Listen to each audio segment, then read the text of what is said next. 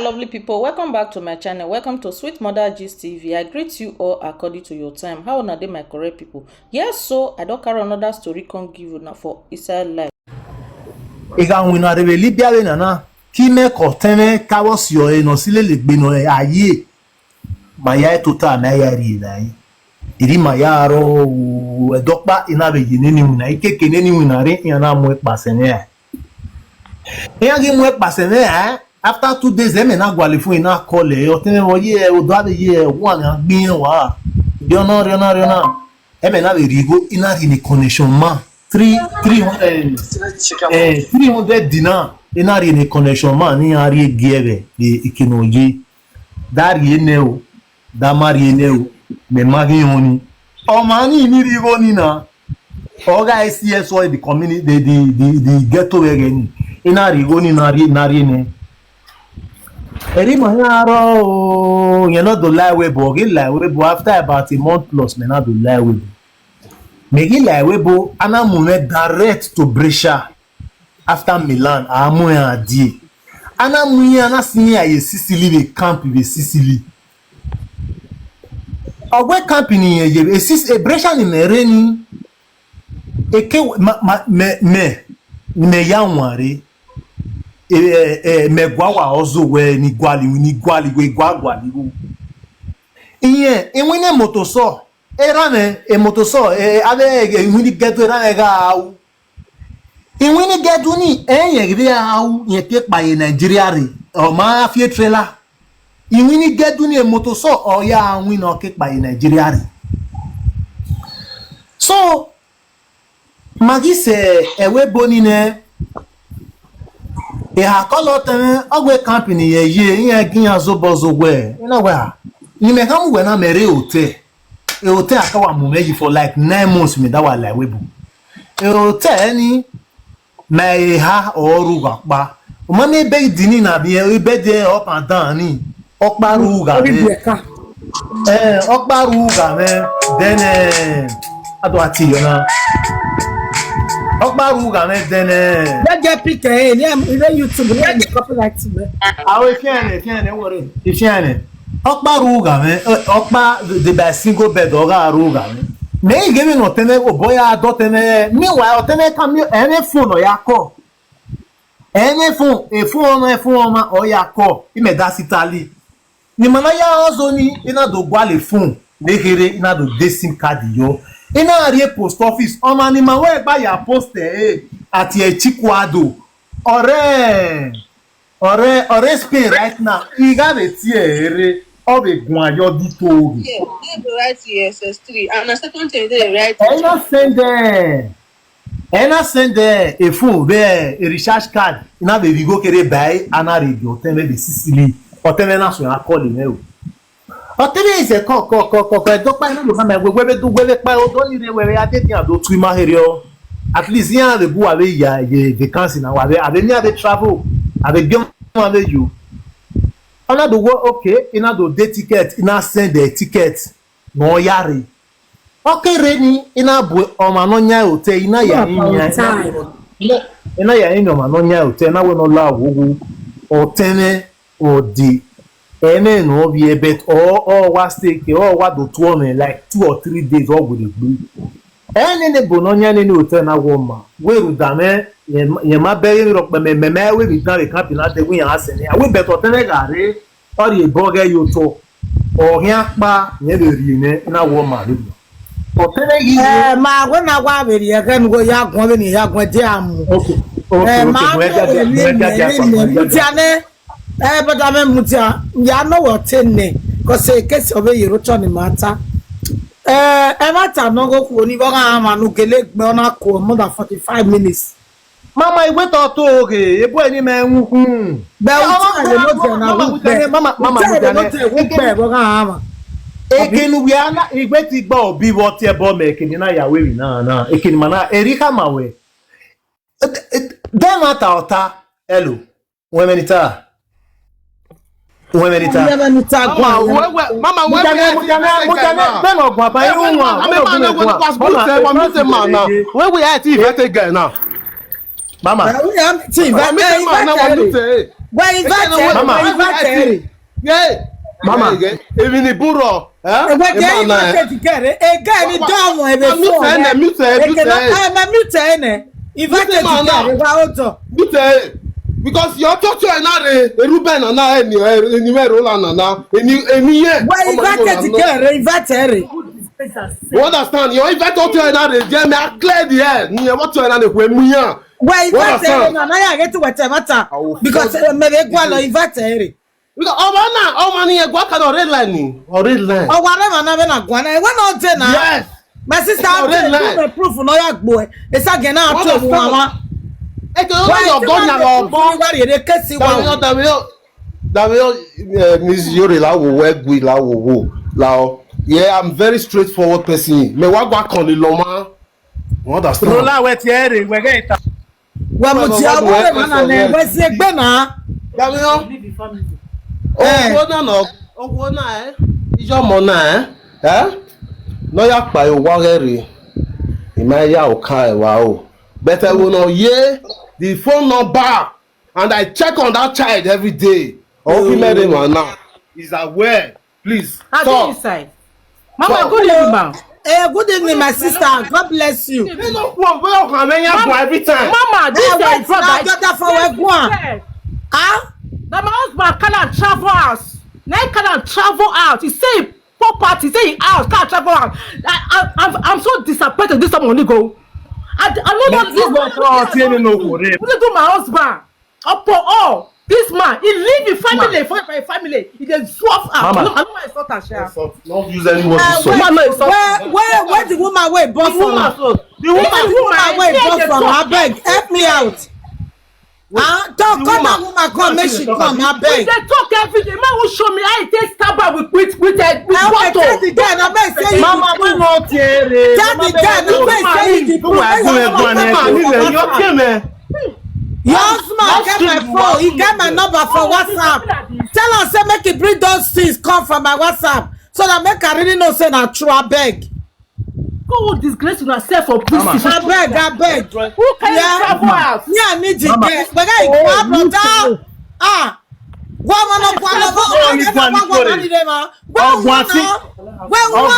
We collect the mama. Mama, we're not war. I'm not too well.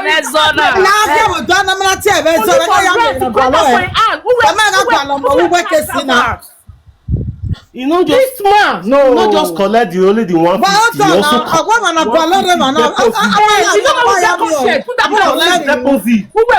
travel out. You know, also go.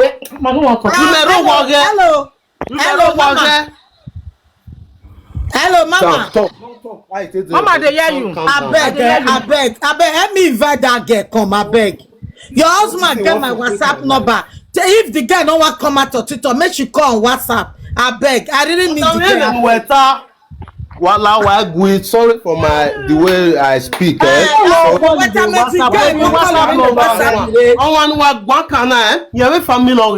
They are on this platform. If you are good,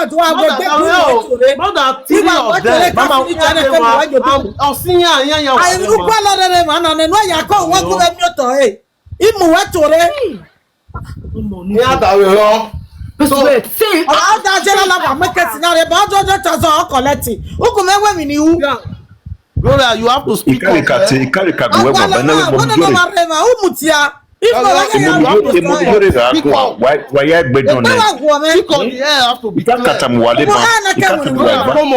Speak up.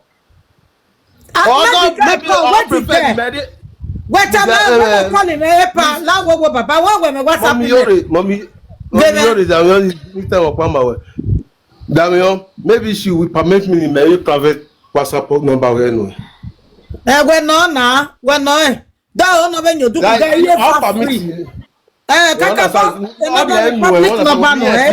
She's not a social media type. Mama, when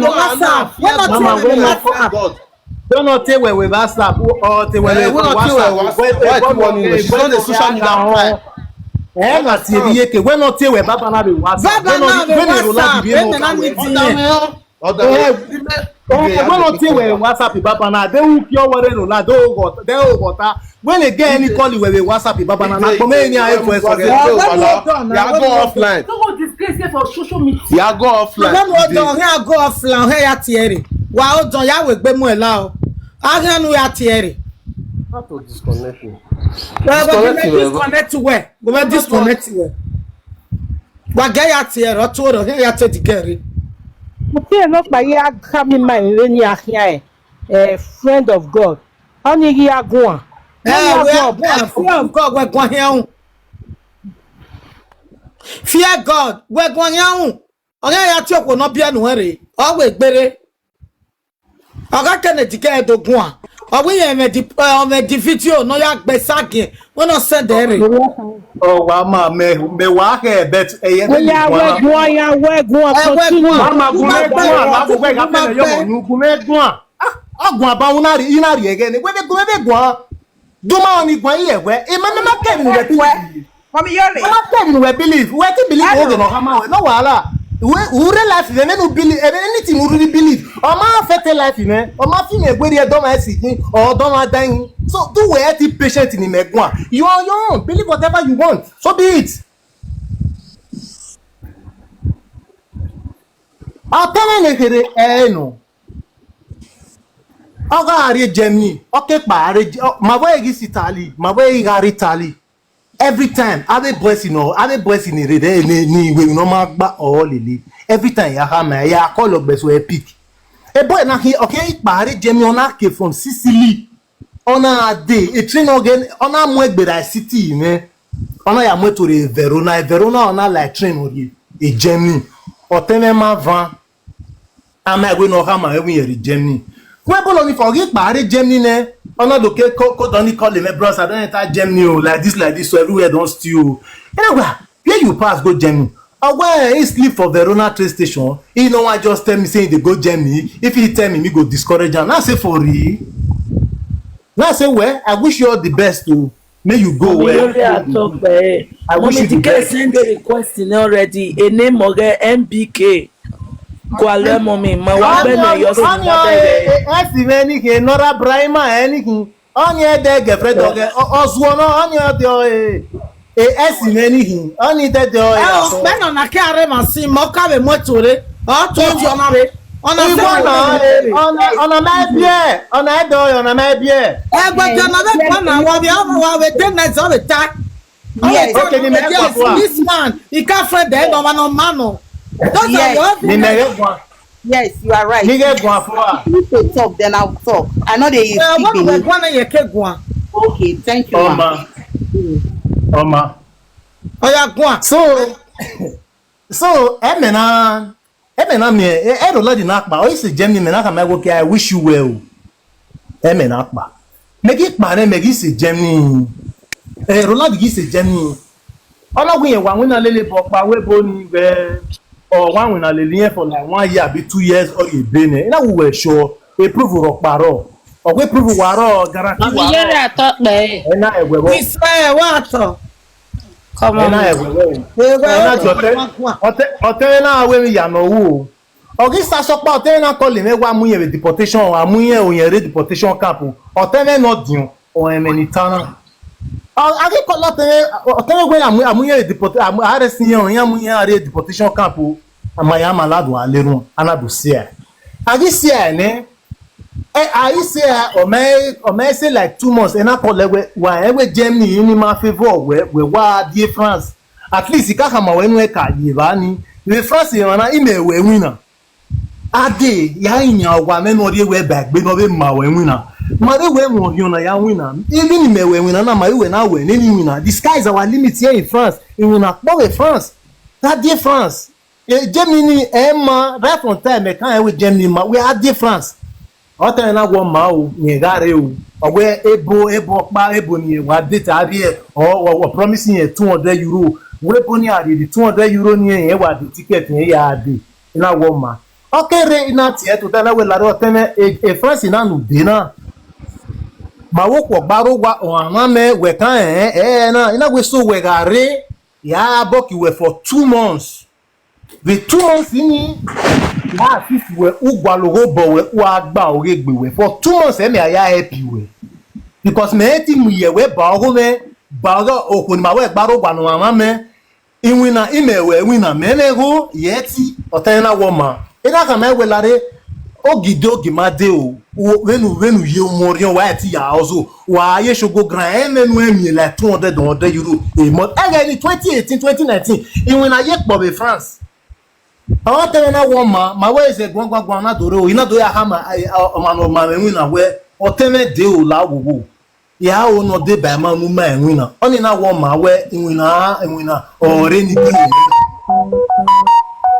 ẹ̀gẹ̀ náà tẹ́lẹ̀ yàrá ọ̀gí ṣe France ní ọ̀nà ṣe France ò dé 5:30 wọ́tà iná yà pick every train station iná mọ̀ tẹ́lẹ̀ àjọba ẹ̀dẹ́ igbe iná kọ́lé bọ́ọ̀sì ní iná wọ́ tẹ́lẹ̀ rẹ̀ ní o ona woma ya game when is igbe ede igbe after 2 days e na mo tene yi train na mu ari kini mana wina na ya gegbe wina ni u me ma we na straw ahia ina game na to kun ya ti we na woma ina do call a boss ne after that day no kama wina ati ma wo tene na ha do yeke ne boss ne na wina ni me kama we na ege ni me de French me ebo meze awane kere ya ebo French say I don't understand any time when so again na manile awane egwazebo kere o ya so again no tele yare iwina ma when win batima when no je ege ya iwina wa yakpo so boss we na do ahama ewe iwina eruto now wina aro na nya ati oteme no temezi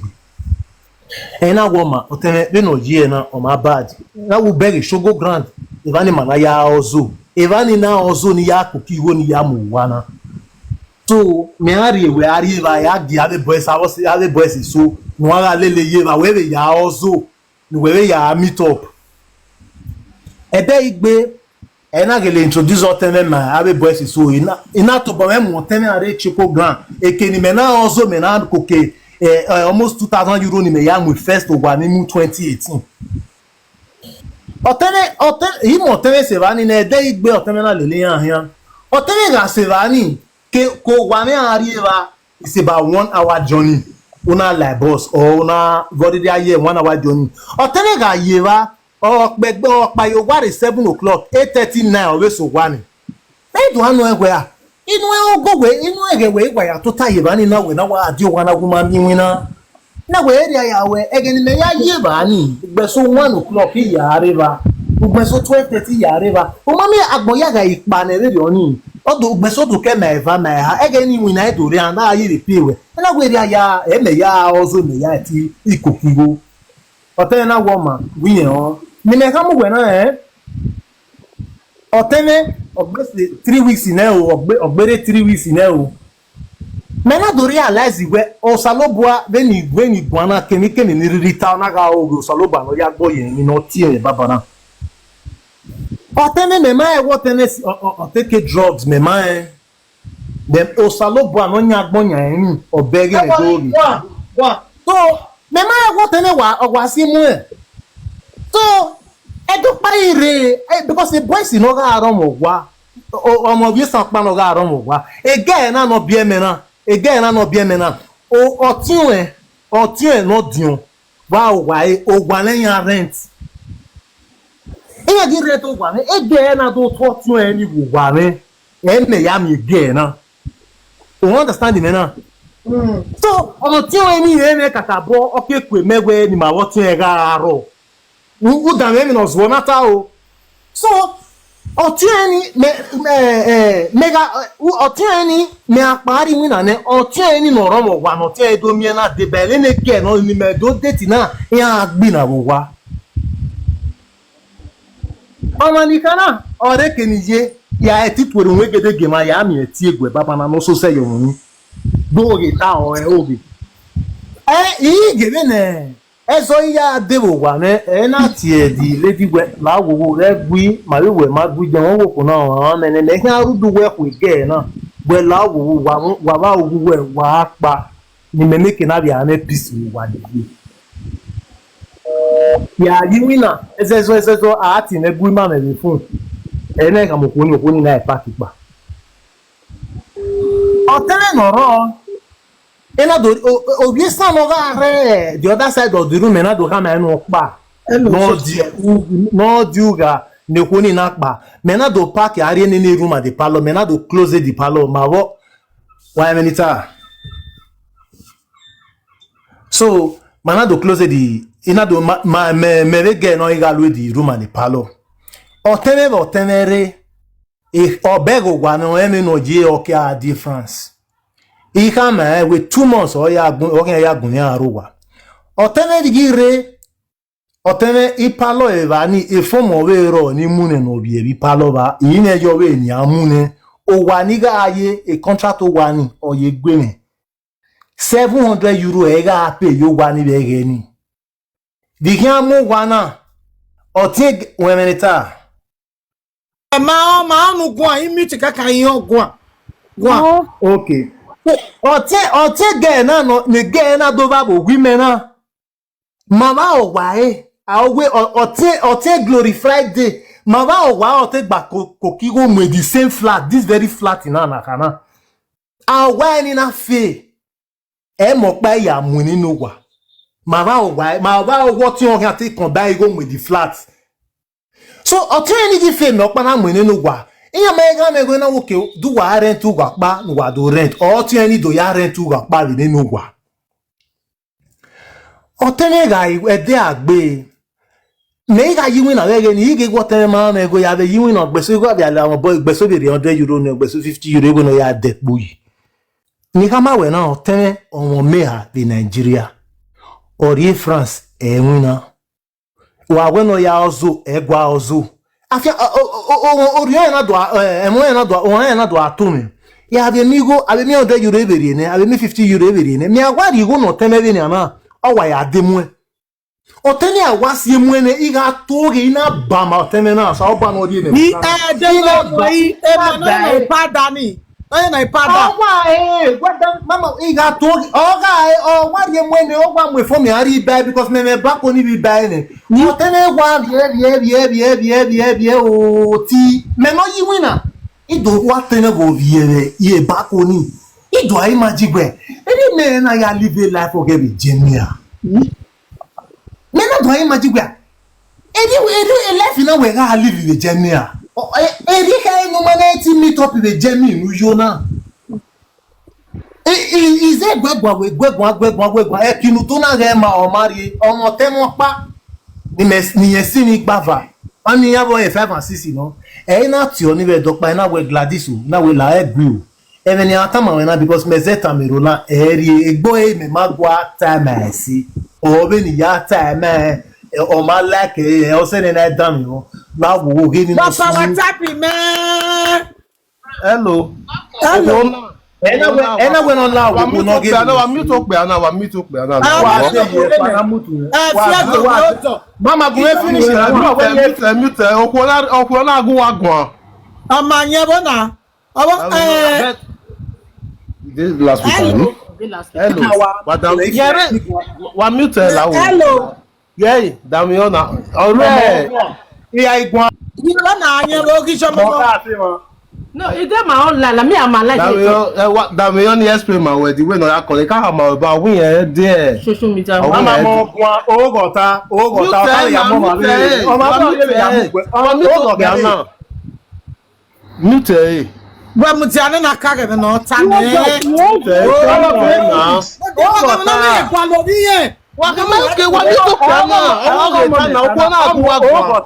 mana mu we tore no o gwa asa mi e ala yi la na 100,000 no ogba no we tell me whatever mo ma ti egbe Mommy Yore. hello Father Roland mute wo ya na we mute wo ya la wo we do we ya buwa 2 months ago. wait brother Oland don't talk brother Oland don't talk Brother Roland na me Mora. you say na your boyfriend before na nice boy na nice man. Not be nice man, not be everything where Roland talk na true. He beat me even okay na let dey talk so na me brother Roland, na me dey up. Better God bless you. I get here. Everything where brother Roland they talk now 100%. He beat I get all the voice note. Wait. I'm very smart. Wait, brother Roland. That audio wey you say you get, wey you say buy truck, so na me send am go give Gladys. Ask Gladys. Get am. All the audio you send, I have all of them. Thank God. I send it because your brother was lying. Fear God is a pure liar, 100%. Mama Yore, not give am any girl. This man even Gloria is online. She's listening. She wants talk. He cursed my mama recently. Not only that, he threatened my life, say he go kill me. Recently, never reached 2 weeks. So I go report him last week Tuesday for police. This same man, so I go report him. He say he go kill me. I beg, man, not talk. If I talk, nobody will greet God for my neck. No lie. This lady now no go now. The lady now. That Roland once beg am make sure dem settle. I want to see one question. Hello, settle. Yes, ma'am. The time, man, wait now. The time wait for a day, he dey beat you. I say, Mama, this man beat me, even call police for me last 2 years. On the 22nd of May, if you want, I can inbox you my number. Make I send the proof of police, everything come for you. Hey, what's up with Mommy Yore? I got the picture where you beat the girl. Down a picture no yak begin na on a ground up your money. Or say that your WhatsApp where you understand me now forward there you forward there your TikTok where or no go there like that when you have your like they can your gun or gun Maybe then EJ Presley. Oh so EJ no more. Anything. Asoni ogbe ona kwa. Maybe say that. Even where hospital you regional self. Yes.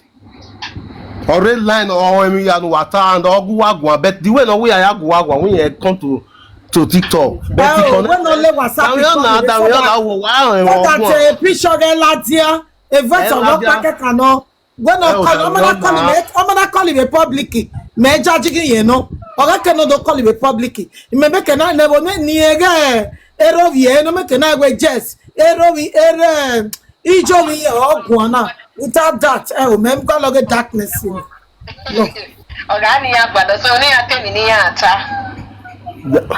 Oh God. Yeah, oh man, no Guana, the way they are connected, the way they are with me are Guan. In our or we are called, yeah, you WhatsApp. Before we are called, they are connected, you may last speaker, or we are going, you send it the voice note. Oh, now the voice, or walk on our guan. The girl voice again, yeah, comment to the comment section. We're mutable, yeah. I will meeting and walk by open. What's that? What am I call? Baby, I jail. Well, not be on a power Roland. Hey, Roland. Fear God. When no. Okay, when no. Fear God. Each of you walk one now. Comment in your comment section. A verse job you went here. Mommy, where the social media person, understand? Okay. A few words the wow ni wa tabi mana because family ne ka mama when near Lao, understand. So I need to respect my family, but Rude Roland, you understand? Rude Roland, for right now, mere because me Joe Uwa. Mama no guana oi. But I is not be you. Oh. Why not call you direct the WhatsApp? Who may picture get WhatsApp or get man? Who get picture man or go guana this picture ni me send you do no do. Bakpanu. Gloria Gwan. What thing me no na? What thing na why ya mo? Where WhatsApp ke Gwan? We call the WhatsApp. When we need picture WhatsApp or get man. The thing you know, emi ama be gbe na. Ah, Gwana, na enje here na. Amakara yi mabe we gi ro yi But mute up now, mute up now. When we la da wa de yi pa o mu so no ma ko. I'm not taking now. Mute up now ni me go na gwan do la da we video call we WhatsApp now. One meet no dey here. Mute up now. Wa mute ne you follow why delete account now. Why we dey delete it. It's our me ana imi awe la wo. Efia la Wa wo mi mo. Wadame yo. Imagine you are disconnected.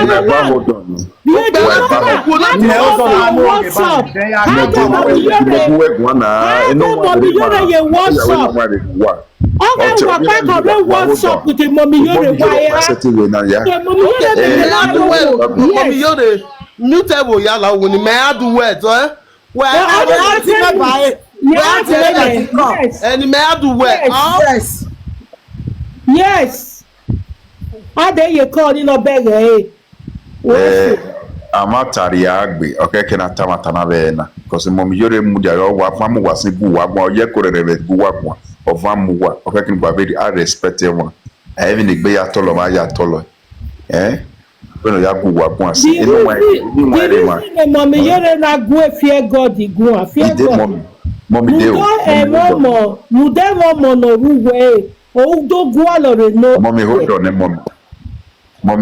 then mommy lawu wes o bege mom yore no ya abi obiara bijena okay no be respect and again oteme fear God. Let me tell you one thing, if they the way one not by word like one Roland and you probably won't fear God. If they Roland the way one me take boy Roland me take boy when you boy me take boy what for now seconds mom yore when me take now when you take where when you for I'm mute my mute and go I mean make it ya tayo even you need time you were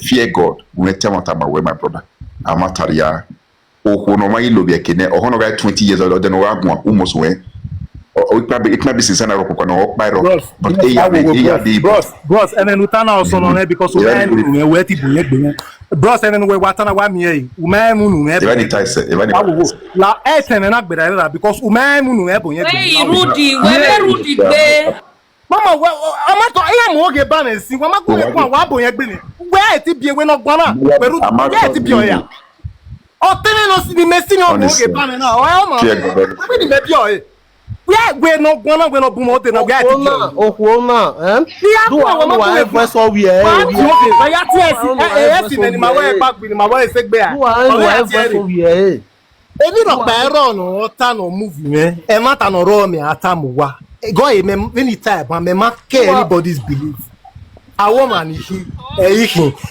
anybody believe or guy or man change a woman who brought me one la bros we down your the other side la mi to pe la wo la mi to wa ta make na la dian wala o ko le stage na anything wo wa nínú wọ́n wá ya ibi ya eme ya be bo nínú ọgbọ́n ẹni wọ́n kékeré ní ẹ̀gbọ́n wà kí á bọ̀ ijo mo na ẹ̀yàn yẹ́lẹ̀ gbọ́n náà wọ́n wọ́n kọ́ nínú ọgbọ́n yẹ́lẹ̀ gbọ́n náà amaka wa obi agwa Nigeria me obi agwa amatare ma amata ko Dear God, amatare we ma na matara unyeme no nyina e de movie me de move 1 minute la movie because I might make any difference in my life. Carry on, madam, because if you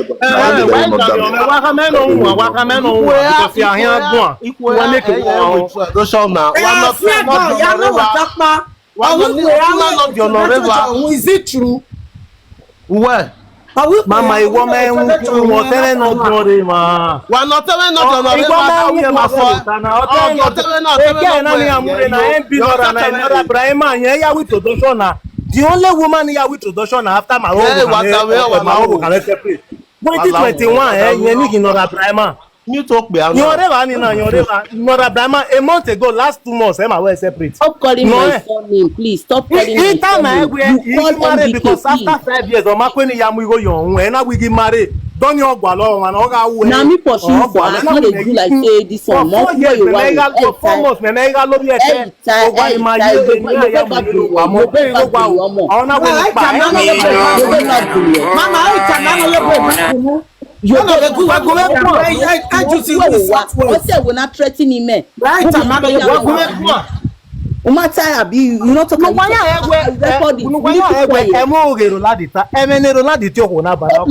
are the one lying here, fear God. No, why I confuse why?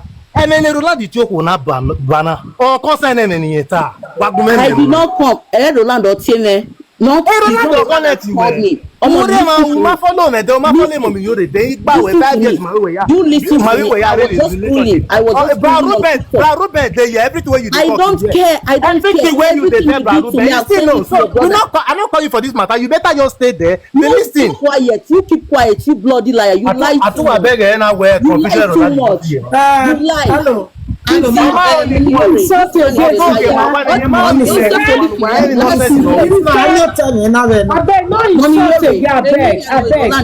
Matter no. You dey beat woman. I no go lie. You don't beat me. You don't call police for me for my own house.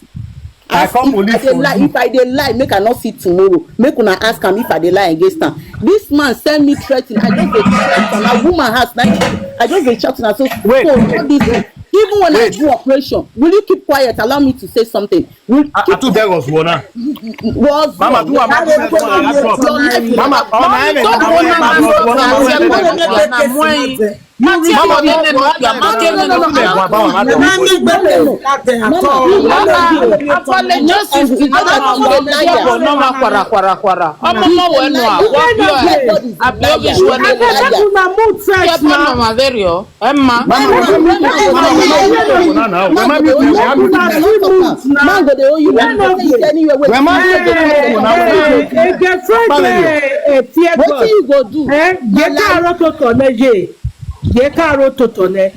the real person who was lawyer already was up. Sister, Not true. Wait, a casting I with a best one 2,000 or watching now. Why no 2,000? A lakh in a row, I must say 300. A lucky man, I say 500 in a casting I bear. And that break in the 2 minutes. Now I'm married 500 like. Yet I'm at 2,000. The man they view. Just another 200. What have you boy your back? So the baby mama may on it, but we ain't young do. So he came when you do have your boy. I'm a mama gualo who make no matter any at the end of the time, mama gualo. No Toby and I said to him. Ya time no Joe, not really a in a bet. Many domo money way.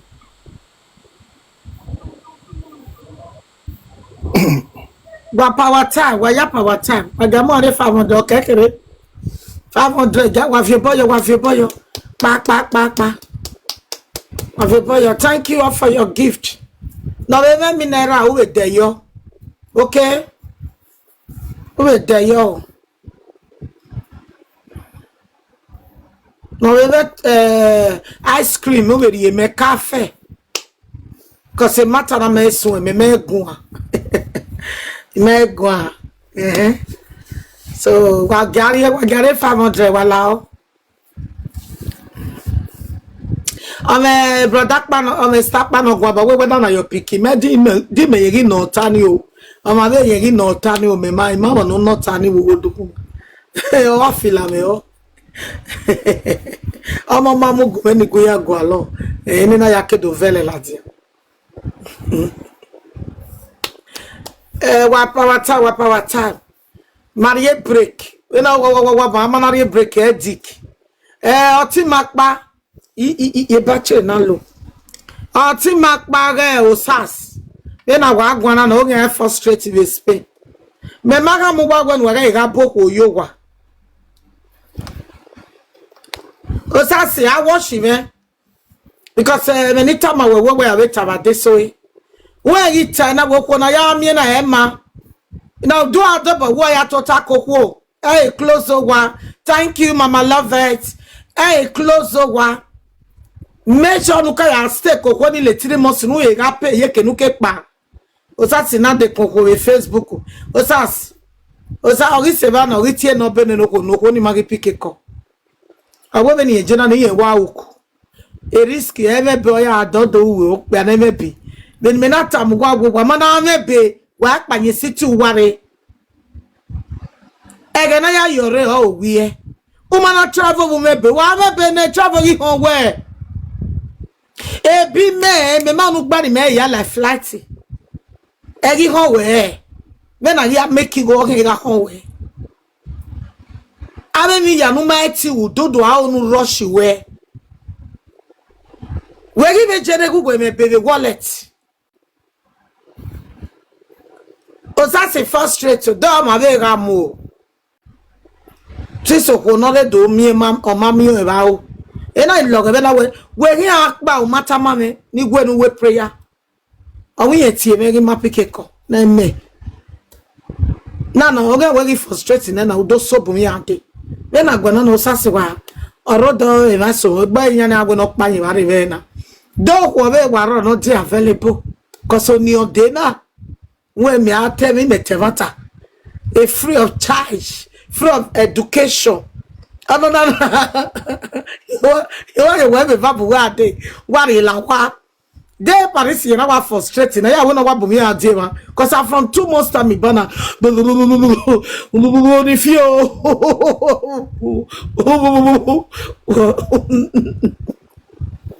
so I'm not here. Rest me in Madrid. Oh, they are available.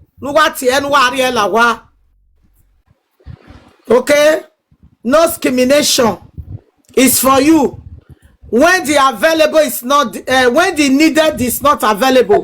The available become the needed. I won't call whether they ask me come meet me. Get why? Because waiting I won't talk for years, so the person did the way everything happened. I better not end your call. I want just move to our call. Hello. Hello. Hello from Italy. What dale no bana meti hello magwa bojo.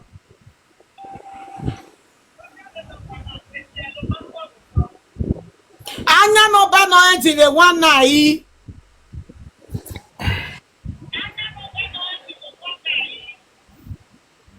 One na number 0919 Utieme o hello. System de Mr.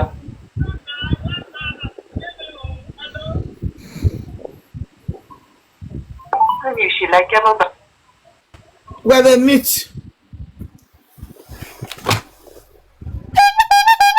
Oh, we are available restrictive in Madrid with Spain.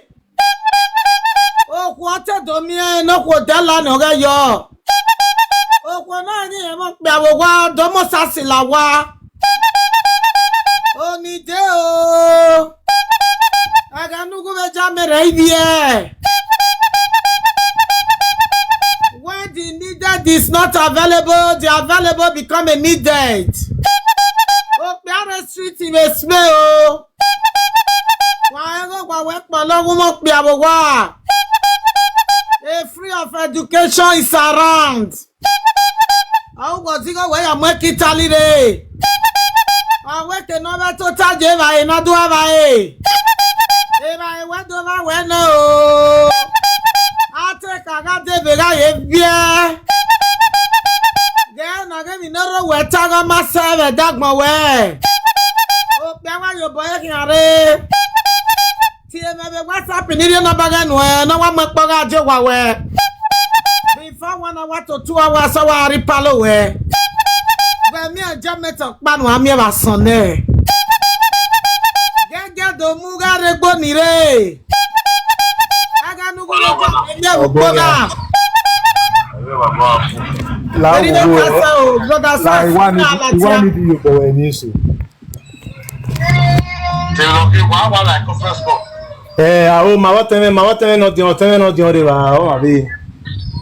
Ebe yen mama ere ko na ma ni fi ko yo ya na tag me ma yese 500 one year story na be o ye re gene Rolando na ri o wa me na wa me Rolando gba aru ga pa na Rolando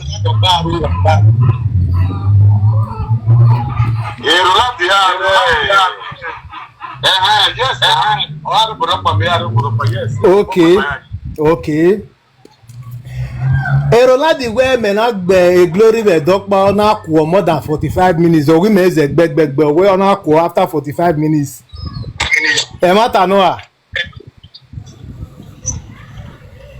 Hello.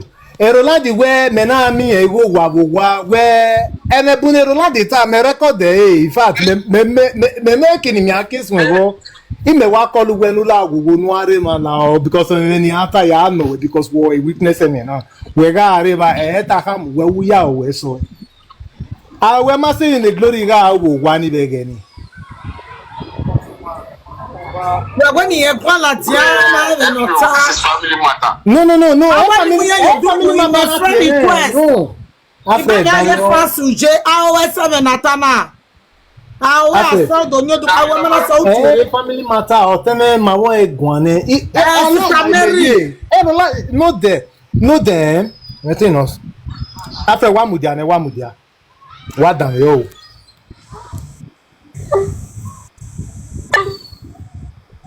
Nene na when mu yen la we. Aba na when mu yen la ba bo ga we yen so What be your name? Mama oge yata. O mata ba wa we yen so ge ya do time ni we yen se. Awe di preaching yen beje. Mama go ete mata mawe. Igwo ma no reva. O ma no wa reva ni emeti baba na. O ma ni yan do teme ga aru ga pa emeti baba na. Hello. Ni at o teme ni omo. Hello, Barube. Hello. Abeg, talk to them. Tell the arrow labi. Abeg. Not be. Just be quiet. Just be quiet.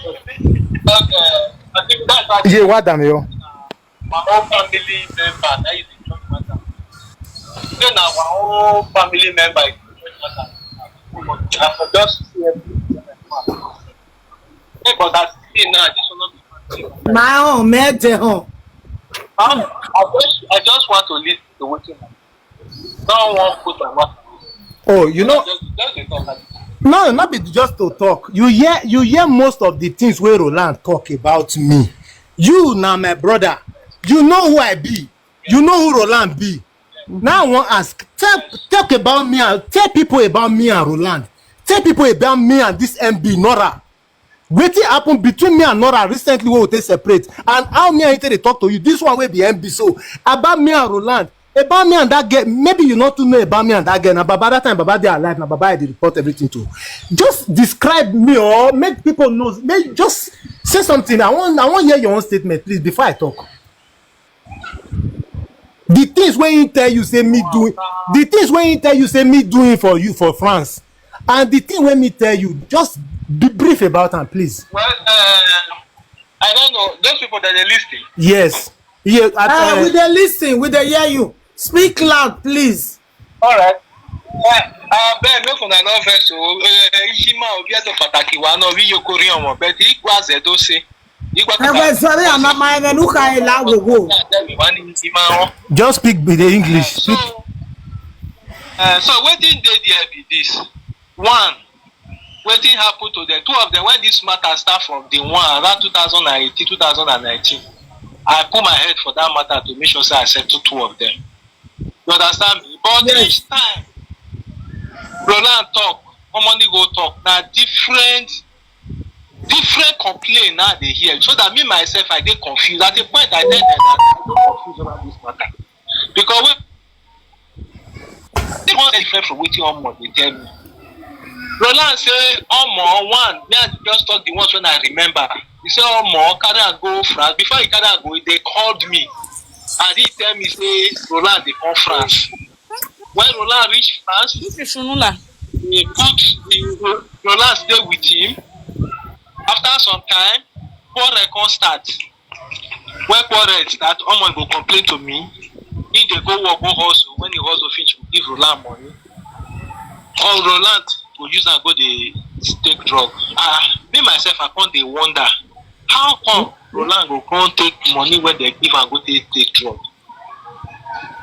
Before Omo even tell me that himself, it take a very long time before he come tell me. I can say well, anyhow it be, wetin happen I go call Roland ask am whether true he dey involve himself because na my junior brother.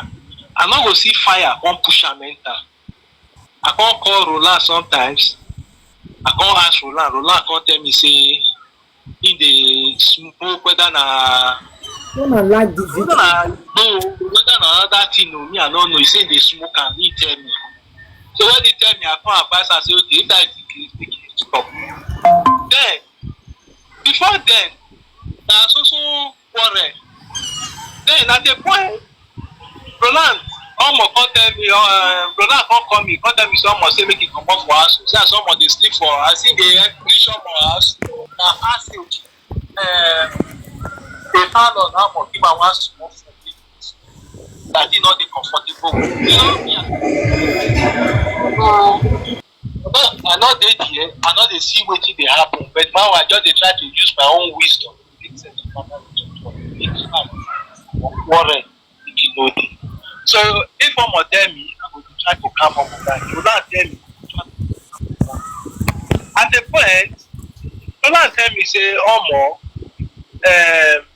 a white woman went in the friend, an Italian woman. Someone sent that some voice message. Say if the friend, he won't friend the woman.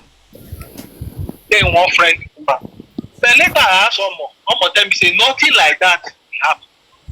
He first tell me say Roland, when Roland don't take different this when Roland they behave different. I will first tell her say Okay, say if you check if Roland take drug, you know they know what they do again. Yes, them. So I go tell almost say if na your junior brother, I don't call her, he no hide from me. But me myself, I don't see talk to him. He tell me say he will stop change. So after much effort to settle them, then I call Kukuma. I come to say it be like say the tension come down small, but Roland still dey invest. Let me say anywhere see your money find that. I go still call him tell him say nah your junior brother now how this kind thing. Make it quiet. The truth is that at a point I become very confused about the woman because one I don't know what is happening. At a point where I become very confused, I don't know what to do. But even the so-called Roland self, just that I don't want to wait till happen between me and that. A different thing. And they hear a wife voice just that. The wife don't do me anything. If you listen very well, tell me say I not be your brother. Because I know they put her for anything when it bend. Any wood, they try out. And that of they talk say, carry truck, they tell them, say, I get one truck. I hear that for Roland, man, but I don't believe some of this. Because not be like that truck. No who get buy the truck. So can never claim any of that truck. But I say, they get that. Yore. Lao. Shut up your mouth, Roland. May talk. Shut up your mouth. Shut up your mouth. May person talk. You don't talk. Not be me they talk now. Let Ruben talk. If Roland say, I mute. I tell her say he almost talk so well. Make him prove am. Just as I tell you. Brother, bros. Almost now me send them, bros. I respect you so well. That's why everything you almost send me, I send it to you. I look for your number, I send it to you. Almost said so. Almost was talking to one of my girlfriends claiming he got the truck. Wait, you send it. Yes. He's a manipulator. I'm telling you, that person outfit there. Also, not the buy. He's a manipulator. He's a manipulator. Papa, Roland, wait first. This manipulator man. Wait, Roland, I go pick all the person where you take them. I go smoke two of you now. Send them, go give them. Brother,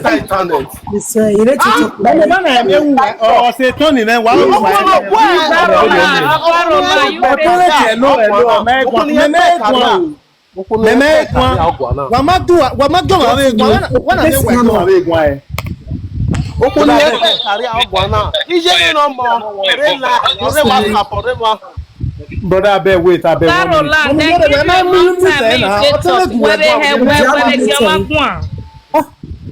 Mami Yore atop be. Nse wa mudia ma agwa wa mudia. Waya power type. Oya go on, mama ya meeting eh. Go on.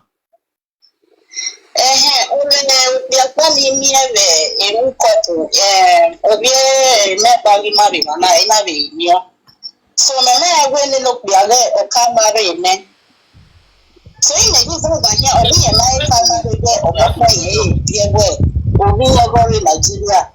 So Nigeria make it do have way or marry in Nigeria. Love it no for Barry Mama. Then is a joy.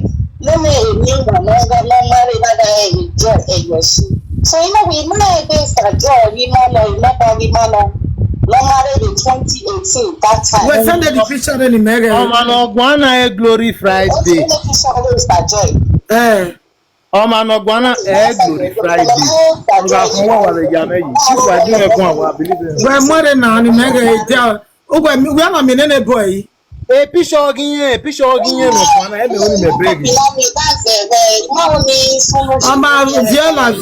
in the mega. We're more than the guy.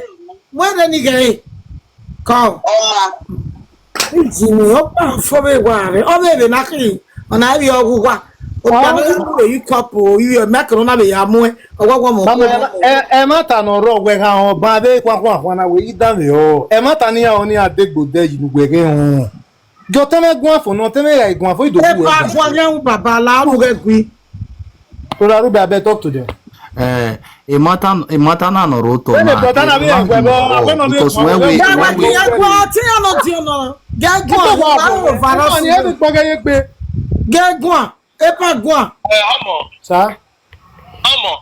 do one big mistake.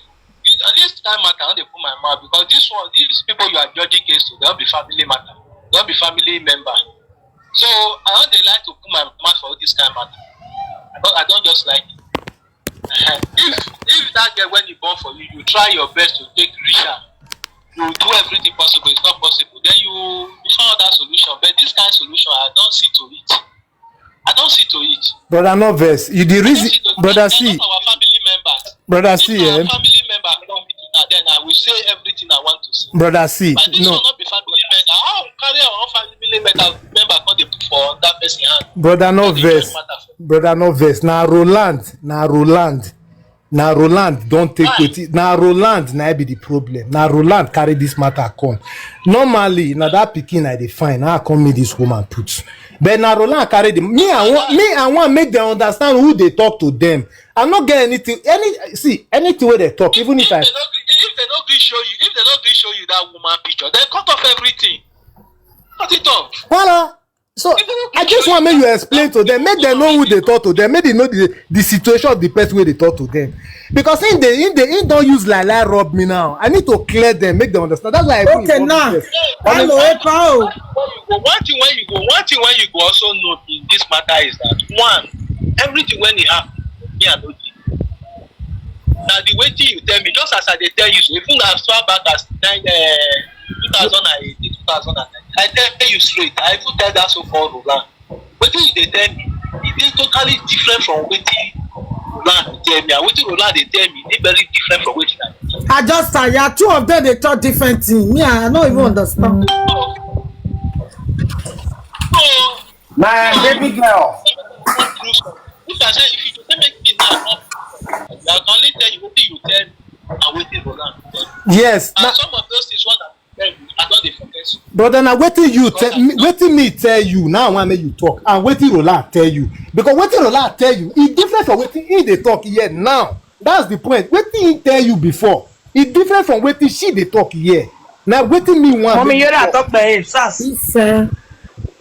When you're the one of Paris, my good your man because a Matiana or what do you the matter where you have voted. One you do when you die, you total no mood. Some of the things when the so-called woman, the woman one at the judge case, you know, that we go see say to some extent because some of the things when Roland they talk, and the things when you talk, exactly what you tell. The opposite say the two talk, they agree. They agree. This one they talk very go one side. Except people when they like that person when you see the wrong one, when he did there, when he see what happen, I go fit talk say yes. See as this one, and the other one. Yes, I just okay. No, yeah, very well, brother. You know what? Mommy, you're if phone man yare lines or your bet ya manager your way boy any. No ga even Roland Dike ade France. My way boy any ro ne Roland Dike do live France. Ya bo ari ogwana.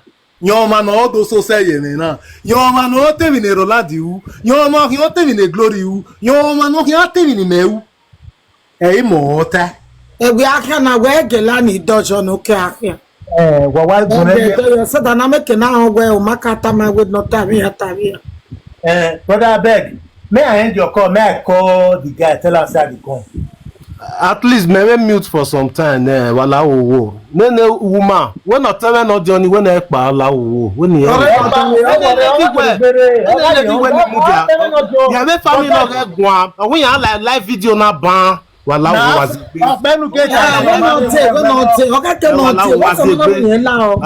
I'm a sister. Why you know what come? Maybe matter for a long time. After today, maybe matter for this nonsense. But man, I have to prove on his only. Only say.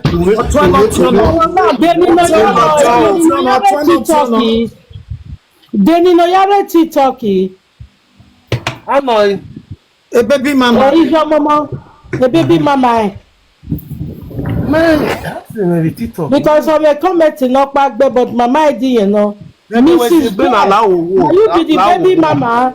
Yeah, yeah, sure 100% well la wo or come life with bang. I want you life. You be the baby mama. Hello. Na ore who's my video. E man na tell amo we tell okay no. There o ni ogwa fo ne I clear the air pa. No pa me time. Say something. Mommy Yuri talk me. You wait the guy. Mommy now where Mama, this matter now. Mama, matter now is a very direct matter because I had to do that way. Okunuka lele ne. Or do I go before my voice or here? We break a case of your talk. Mama, when it's because a Roland the come with a woman now you call or not do I go. My phone if you got the way. So if you got the way, so. But it's not possible.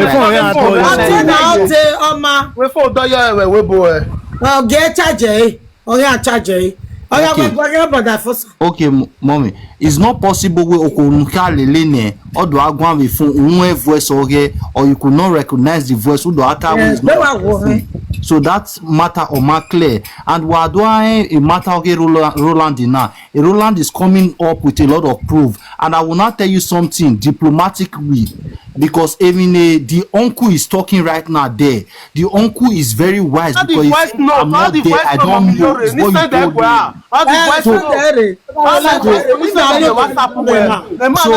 you told me. So mama when the matter so the uncle is really smart because the uncle so that guy is bringing people back to him.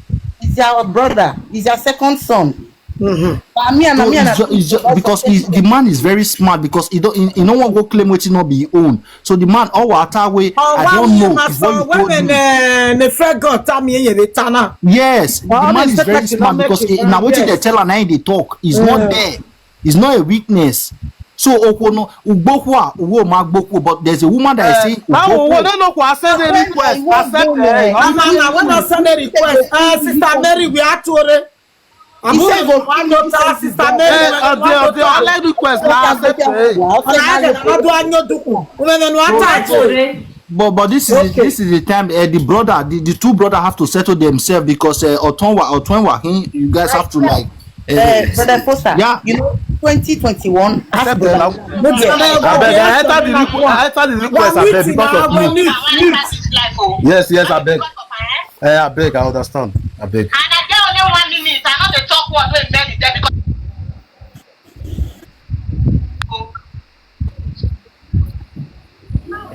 You can talk, MB. You can talk. So I no come here because of everything where Brother Roland talk. Most of the proof where Brother Roland talk, na me send am go give him sister because I no get brother Roland number. So most of those people when he dey talk, I copy everything. I'll call you a request. Accept. I send am. Request. Huh? Big Shabby Queen, must send a request. Big Shabby Queen. On my Danny guy. Oya MBK, when you dey talk. Okay, so everything wey brother Roland talk, I swear my mother still dey alive. I saw what my mother said is 100%. Now so all money will be. Now so fear God be. He beat me last 2 years. He called police for me on the 22 of May 2023. Before he pack I'm aware of it. Okay. 100% I'm aware of it. Oh yeah, okay. That one passed. Recently, so wetin happen when me and I take separate. Now me tell am me come out for my house because you know if it dey my house, you go dey come online, they claim single, TikTok everywhere. Now I say I can't continue this. Okay, if they stay with you for your whole house. Mama, now my house they stay for myself. Yeah, ask everybody. Me and I separate for 9 months. Later I still take am back. In they owe me money. Recently, I can't draw my money. If it's still the man, I dey draw my money. How much do they owe you? If they owe me 1,760 euro. I manage. Now me borrow, I use the money to buy land. If you ask him, I use the money to buy land for Lagos. When I'm meeting now, may you meet your Jamama meeting. Meet your side where you use the money to buy land. As I tell am, I say you give me my money. You don't pay me 1,003 for June. You give me 1 year now. This month make am 1 year. You give me the money where you Hello. Now they threaten me.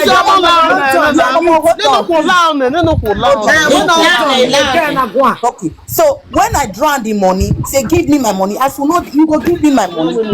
This not work. You will give me my money. He say, and if I report and give anybody again, I get the proof. Anybody will want make an inbox me number. I go send all the proof. Come for the person. He say go cut off my tongue. He go kill him.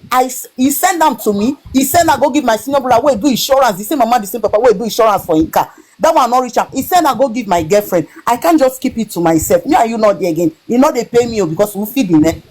Na me girls. 1 year over no. I know as we take they leave. I really want to help him, but he not bring head come down. So I can't keep quiet. I think I'm. He say anywhere where he see me go kill the head. I not just fit. Now carry and go give police. Oh, you mama. can't defend, go give a quality. If person tell you say anywhere where you say go cut off your tongue, what would you do? Hello, Jama. Hello, yeah, baby. I'm not even going. No problem. When I was back to when I was very quick. Also, baby, you can play. Idami owe mama. Go. Igwa. Okay, what be an fear God here? Nwe get networking no igwa. What be an fear God? Igwa. What be an fear God? Eh? Avec Musa Sawesi. We go do what be an fear God here. The land when I were in Nigeria were GA. Maybe a networking no in mine. What be an fear God here? What be an here? Ira randos here. The network equino. Yeah, that's a what be an fear God here. Mama, wa mo fear God you do hu ka me we remana. Rude Roland igu ni odu hu ma no je bi na ga emi ya no ta singe to to oge. Ige ni odu. Understand? Gwa. Meno wa mo ya ti odu hu no do ye oge dan mi o no do ye oge dan mi o ero eni no yes. Gwa to oge o. I told him, man, what? Oh, mommy, now one way I do whom. A we away more one banner, be area high. But now every voice was saying, oh, we're going yet, we're going. Almost forget network is a logo. We're going. Hello, mama. I can't not your river. I think you know. We're going, Orene, fear God, Rene. We're going. I think you know. Guy, fear God, Rene, no go.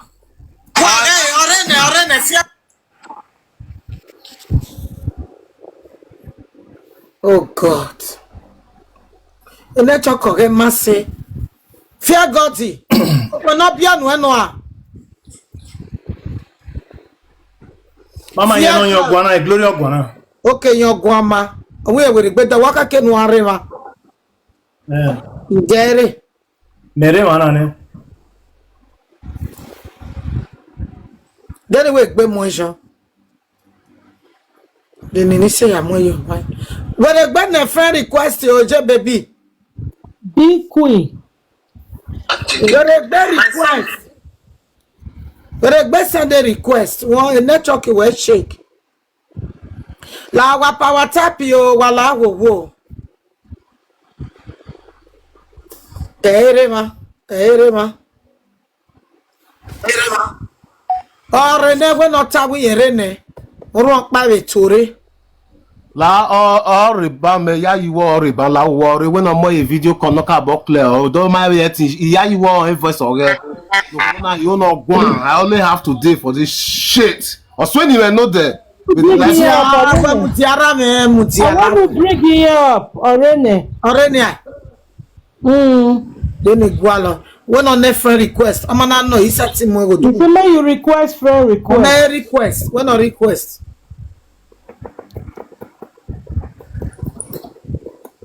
Any bad comments, I will block you. We are not here because of you. Okay? Well, what be commenting on my man? I will take you back to your village. In Jesus' name. Amen. You day Europe, your spirit go to your village. No be joke. If you write any back comment, wait, this I'm not going to invite you. I'll carry your spirit when you go take make up for abroad. Yeah, do me my as your chair. No rewa. We are rewebo. Ujo da uji eke. Eke nurena. I'll get my baba. Yeah, I share video.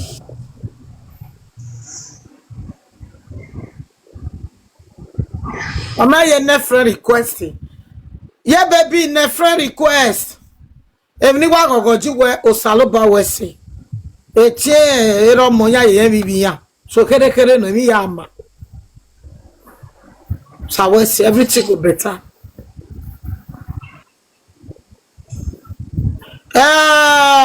As of no be roto only a goody gawano. I always joy. Other for where do I little away. Why we cut marriage? Why we marriage in the door? Why we go to our friend of Huawei with TikTok? I always joy. They joy nothing way. I will put a picture of what's happened. Now can you finish a part one? Mama, so make him any hair towel. I got money. Get baby mama within it. We are going. What one? What about you make it now? Okay, my boy, it no. Okay, Ugan. No, one you don't not tell do taba. Wama finish only, wama go finish. Well, get baby mama we go. We all talk agwa. But so me understand it better now. Me understand fear God the law. We just about me where na ke we program me. What we battery we look here ya cha Jerry. Who can baby mama when allow? Mama la wo wo la yo. La wo e je pa la wo la. Ana baby mama we yen na kina we verse no. Ayi ko no do nyoduku na.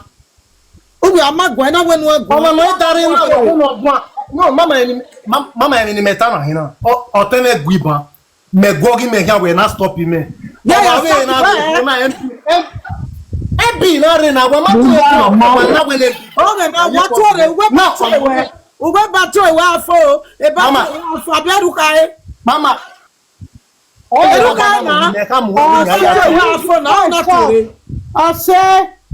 brother. Mama we gwa. Ije baby mama we kere gwa. Send the ne. Ezu wa what one dey be. Why get ga oku wala. O ma na clear eri ato. Wala. Na dey here o. Dai ore ne. Mutia we no gwa. Hello, J baby.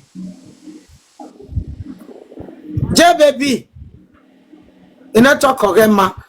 Ma talk mama. A networking no. You said that try see a networking no. Igwe do what be na fear God. Networking no. Ah, me travel irowa. A networking ma. Okay, Oma. Problem iro. Mo be na money go. Mama go e baby go. Avec mon sa wesi. Okay. Guima gwa. Egbe wara mama wa do okay. Ero bi wo to talo mame. For many years now we ma wo bi. Ye ma ye be no ba wo ojo bi ara ya laja no te. Ye mama. Ye mama. Wa go ta do momo. Mama. When nita. Iyo gwa. O wa no ma no mo kesire. O suppose no wa no e do momo na. Omo. Yin ase na no ta ni di momo a. Owo bi yen gwewe. Wo ya yi do ta mi mana we. Obi e gwewe. Our mommy why we when any measure sorry ma. Maybe a network. Okay. What sorry, we network. Do I ho say but you menu tagwa. Ruden the network, mother stand Ruden the network, but on it case on our break, understand. So not there, the video no there. Okay. The video no there. A family member did me the video ne, understand. Yes. So the video no there, you share so then imagine then a money go no more and you be more. And you know how man no when you nyamo or more 7 days. 7 days it be the September 3 on a kwima for the September 11. Or more 7 days. What we mind you wageri and no gas on day 1 bason or ya mo. The same money go no I don't know me make by the 5 days. No I don't marry one me 5 days it be who no ati orema. So I say not 10 your money go and need more. Emi kere ya WhatsApp and marry ma do explain because in a family man and a family rudo mani gunyo do rudo Roland. Oga gwa money go and drop a call now I not get time for a rubbish. You need time a rubbish already. Oh, I drop a video. You drop a call now. I marry the explanation. You don't a Roland. You win your duhu. Gwa. Even your duhu. Gwa. What gwana? Ane mama, umu etwore. Okay, I got duhu mati gwane.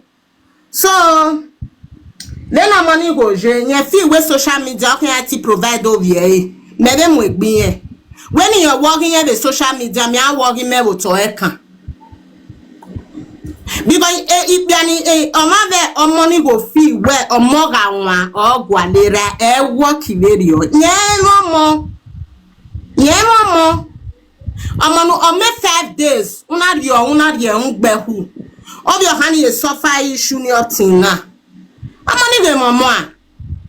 Ye gba oge gbiyen fo ni na gwa lo mo ne no ma bia ni for how long wa ma no years no money je wa ma no we how long no money na ni ya bere ese imi picture me the page where that picture was like 13 years ago picture Morocco ni him that picture is 13 years ago money ga mi me ro turn na o agyo money go stop me gwa France ni egbu je money go no ga ya besu lumebeko money go e konere 6 months all ya betretin me when no money go do marry sleeping tablet yi me even me wa no ati ko re live video iwo ye ga nemu ye ga mama gonu gwa no wota wa la wa we no tablet yi mo we Etunisha we roto. Etunisha we roto. The back why your video drop it. One no money go. Di me mo ye a police station there. Or di me then no be say no then no ya be ya asuli meko. Okay, yeah, Augusta Bine. When no there waiting me Muarie police station. One no any ya no imam kama is real. E kama can almost over. Age you when you are going to 60 years. E kama ni to almost to collect okay wu. Because we feel where women no nobody ask you do your worst. A social media here team will be well at me. I come out would ya no we ya come your honey and would down where woo. We're not ya best happy me. We're not ya best sulu mereko. Dear me only me jelu where we are letting up the social media. We're not take a 16-story building right ruane for boy mase. Oh we miamia. Oh we miamia. So mama la owo wa gwi imate oni ri oduhun oge we don't see no bia na e Roland iguri oduhun because ma o no yebe na ge ene notasi no the ade igu wa iga watch the life you watch no the ade igwa watch ege no ya ata we la star wa mi video na igwa adam na me mo yore omega ioma no no ri oduhun we dey e Roland not see ex-girlfriend of this NBK. Why? Just that maybe a man say you want to go Paris. You want to go Marseille. You want a man anything my boy say my boy guan maybe man any argument but money no way maybe a gbera. Amonigo is a beast. Amonigo is a beast. But no Amonigo they not be messy. Bibia hospital mami yore la wo ge guya ti ku be pene boy France o kwa bia hospital bo bia na send ni bo bia na send ni hospital na send bo kwa bia fo a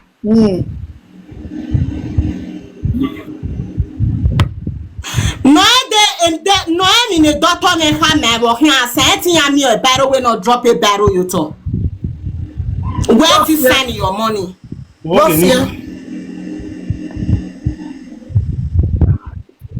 okay, me not here. The same hospital in a register. The same hospital. I got ambulance in a do I measure every time. A picture no ya agbene. A picture no ya agbene. Then no ya start in a video ya. Or you said there no ten no forward there no. I be imagine. Then no this is we are smarty. Then no ya zuare the France. Where I got track a phone. Then we we oh one na collect asre no man no go affect you one. Mama I marry man do tell for me or money go more. We be we yan me obi yen we no mum ya court. That's all. Money go am we be we yen any fear God the make no na me fear God no be. Wait, hold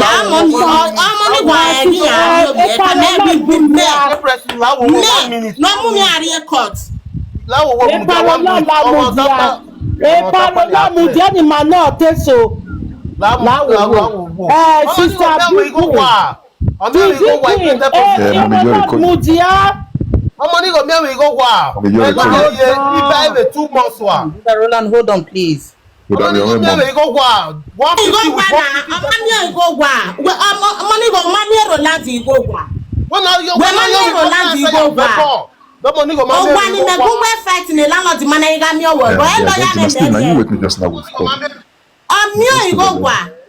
Imagine many talk maybe adwata where maybe I do argue in a family. I want in any life video, but he call us in your brother where.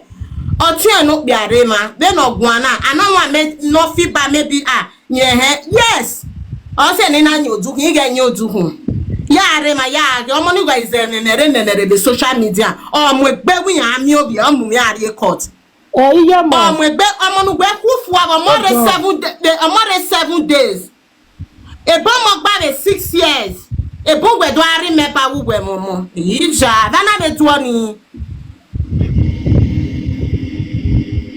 So normal. Imagine why sorry o. Imagine why we. Inu gba we to mi me igo mo we ke fian inu gba.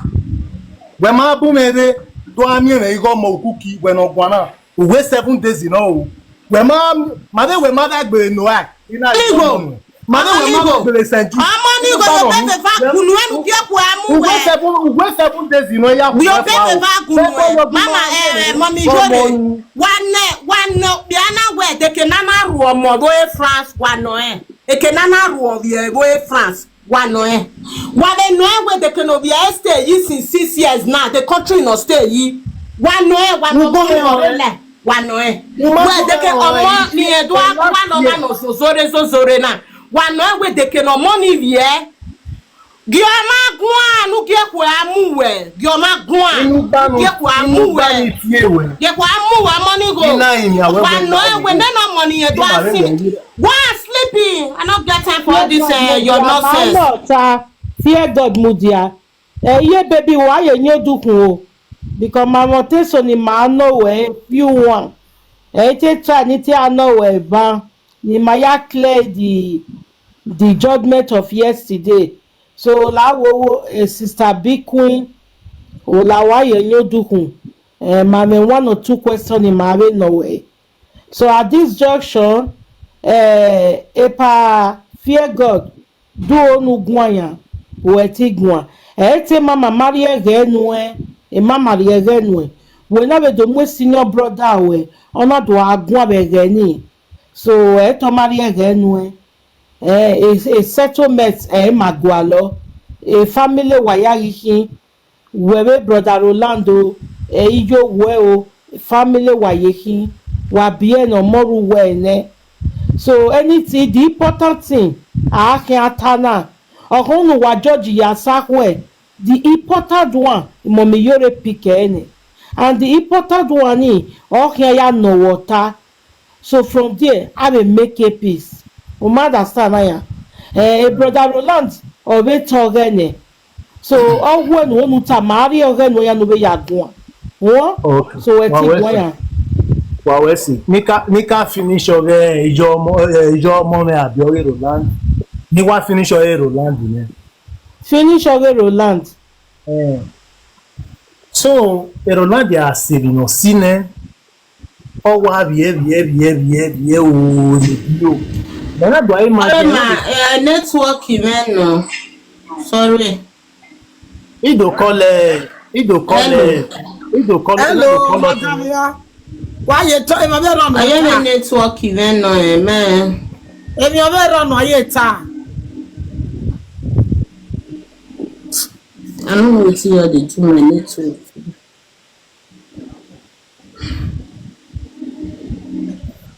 Gwa yan fear God gwa yan.